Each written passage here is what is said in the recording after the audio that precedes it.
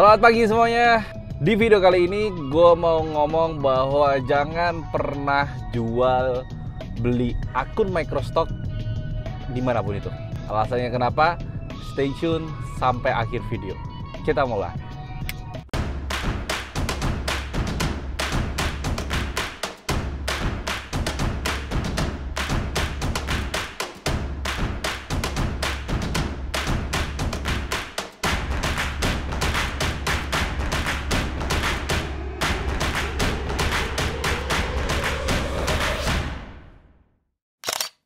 Oke, halo, selamat pagi semuanya. Balik lagi ke channel gue di Rizky Pradata. Di channel ini kalian bisa mendapatkan banyak informasi seputar dunia microstock. Jadi pasti dulu untuk diklik subscribe ya teman-teman, karena subscribe itu gratis. Ini gue lagi mengemudi menuju ke Jogja dari kota Klaten ya.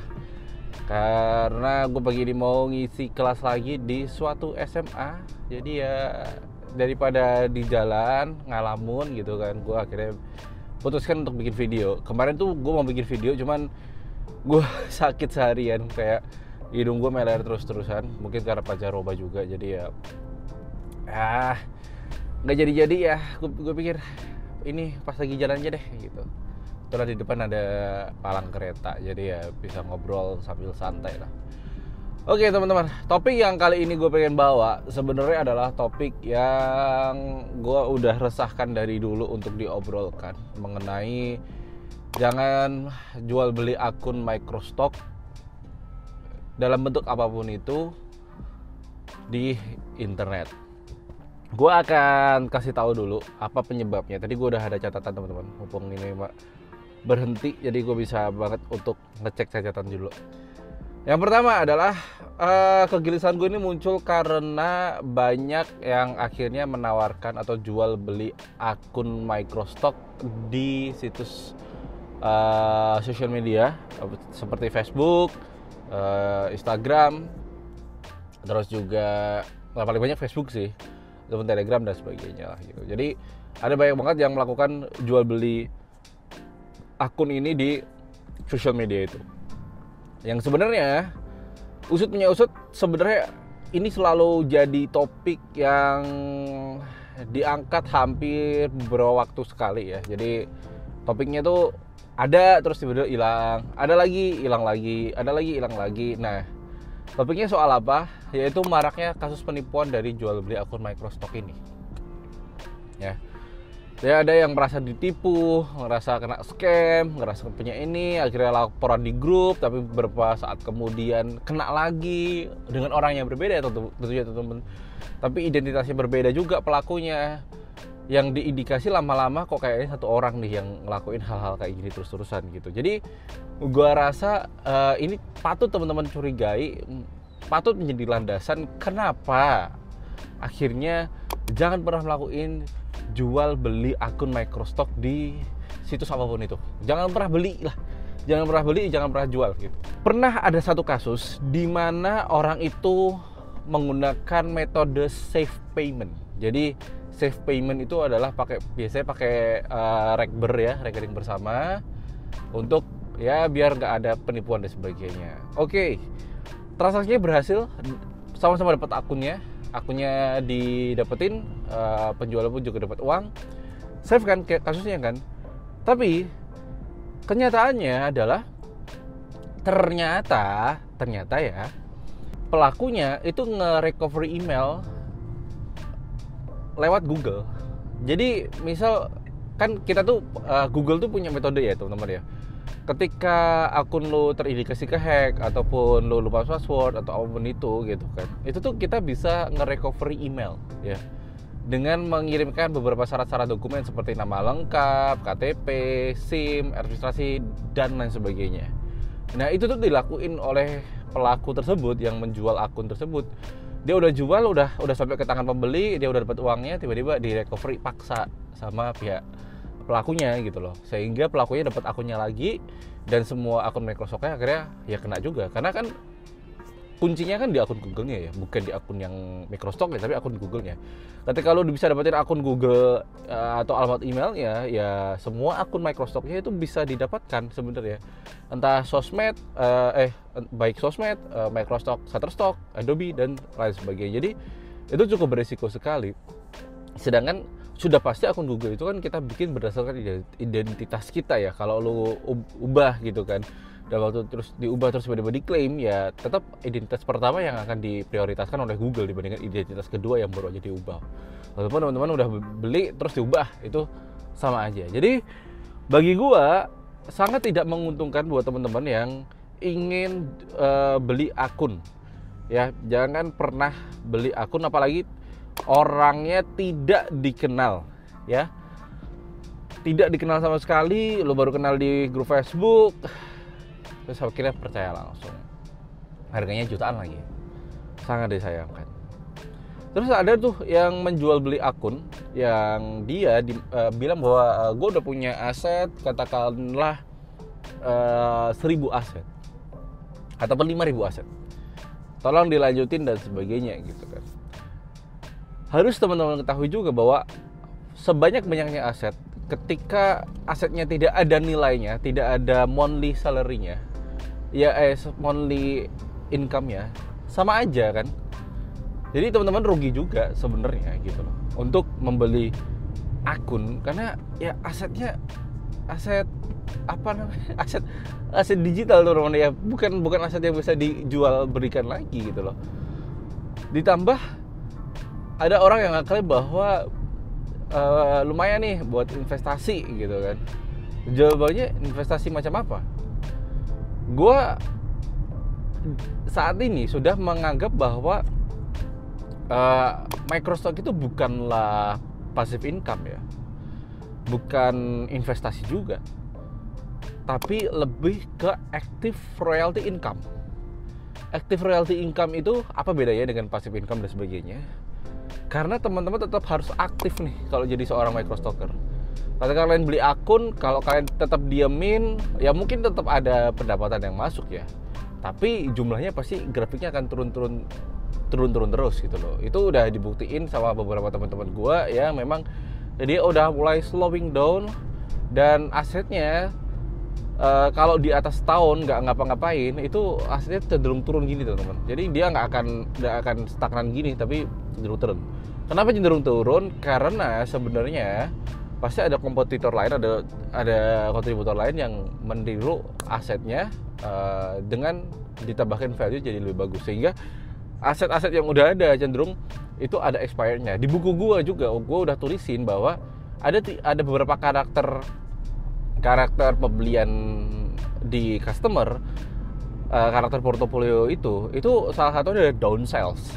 Down sales itu dimana proses dimana yang biasanya royaltinya dapatnya sekian itu akan turun gitu. Nah, momen-momen yang ketika lagi down sales itu teman-teman perlu untuk membuat ulang aset yang udah pernah dibuat sebelumnya. Kenapa harus dibuat ulang? Ya karena untuk biar bisa naikin ke grow sales lagi gitu. Nanti teman-teman silahkan beli buku gua kalau teman-teman tertarik ya. Gue taruh link di deskripsi. Kalau udah bisa di PO, kalian bisa PO. Kalau belum bisa di PO pun pasti akan muncul nanti videonya ya, atau follow Instagram gue aja biar nggak ketinggalan soal buku.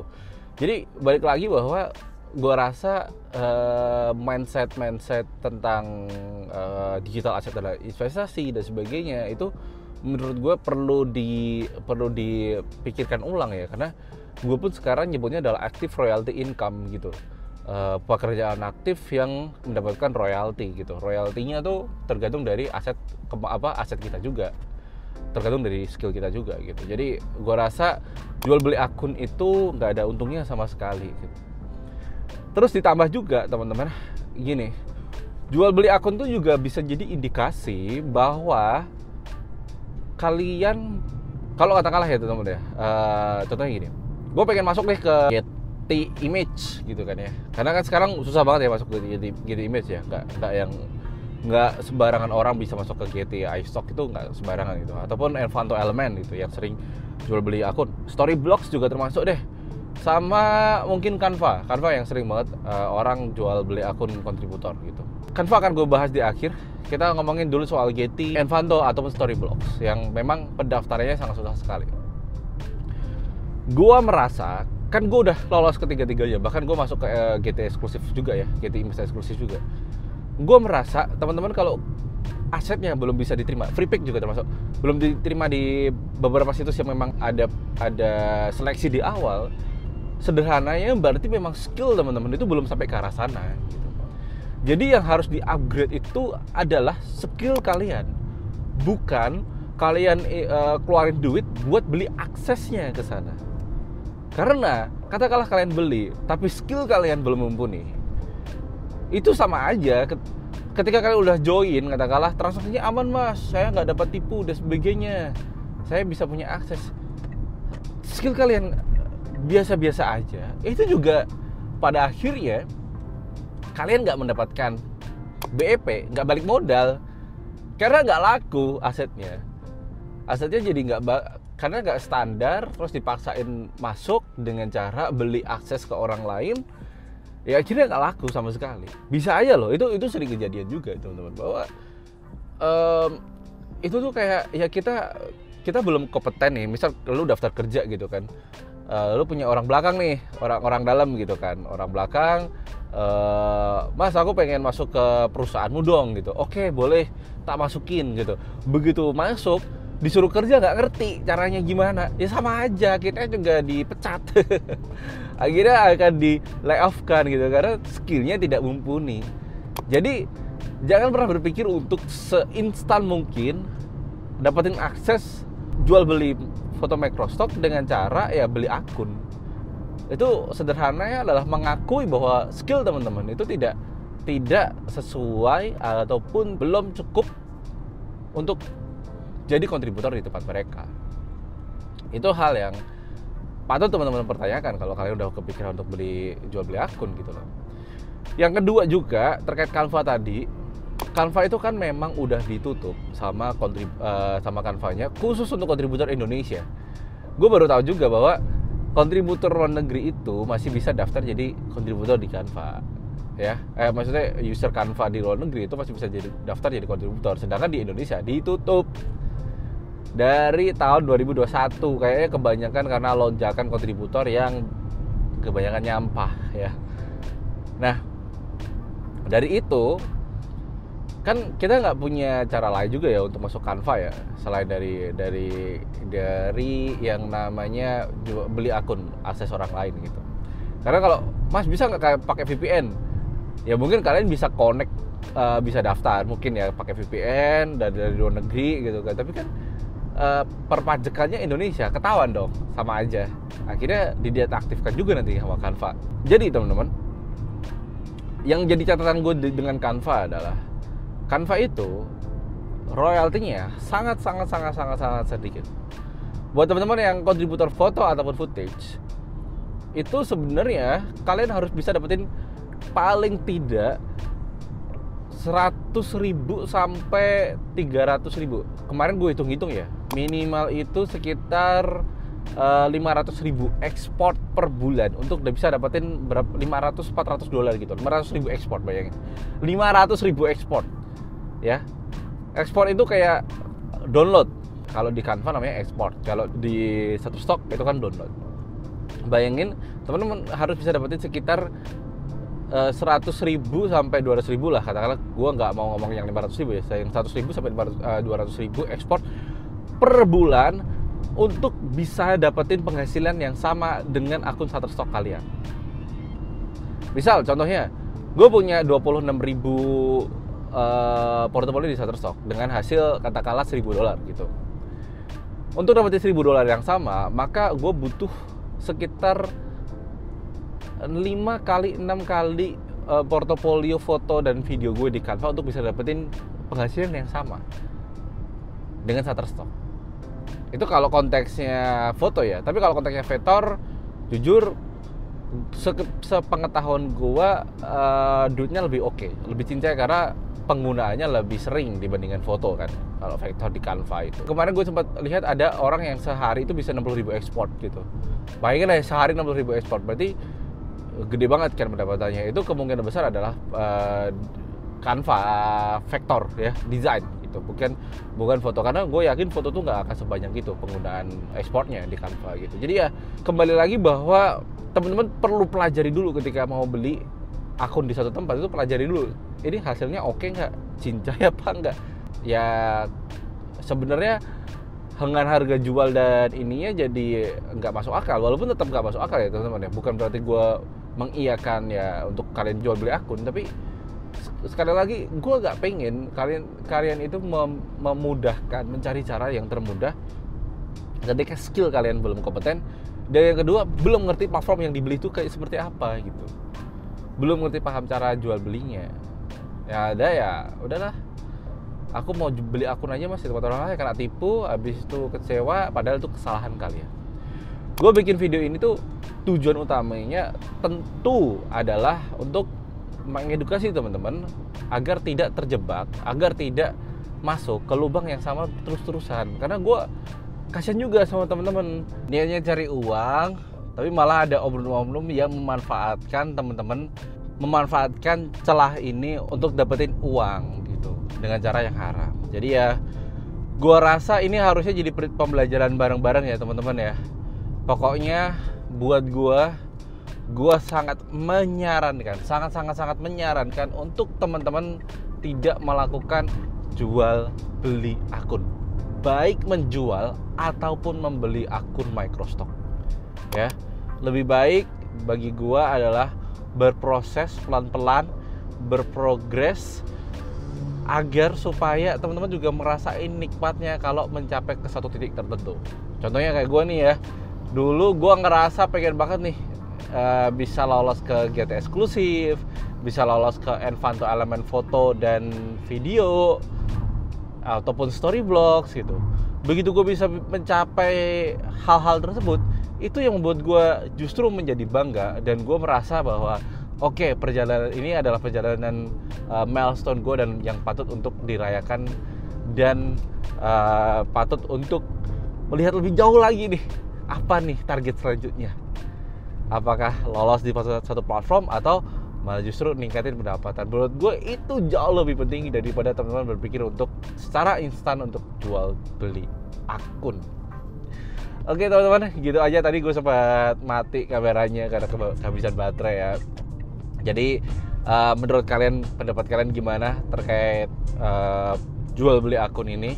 Tuliskan di kolom komentar, dan juga tinggalkan likes ataupun tinggalkan subscribe jika video ini teman-teman rasa bermanfaat. Jangan lupa juga untuk share ke teman kalian buat yang udah kepikiran beli akun aja bro gitu. Nah itu share aja untuk memberikan satu POV baru. Oke, gitu ya teman-teman. Thank you udah nyimak. Gue mau lanjutin perjalanan karena ini masih setengah perjalanan ke Jogja.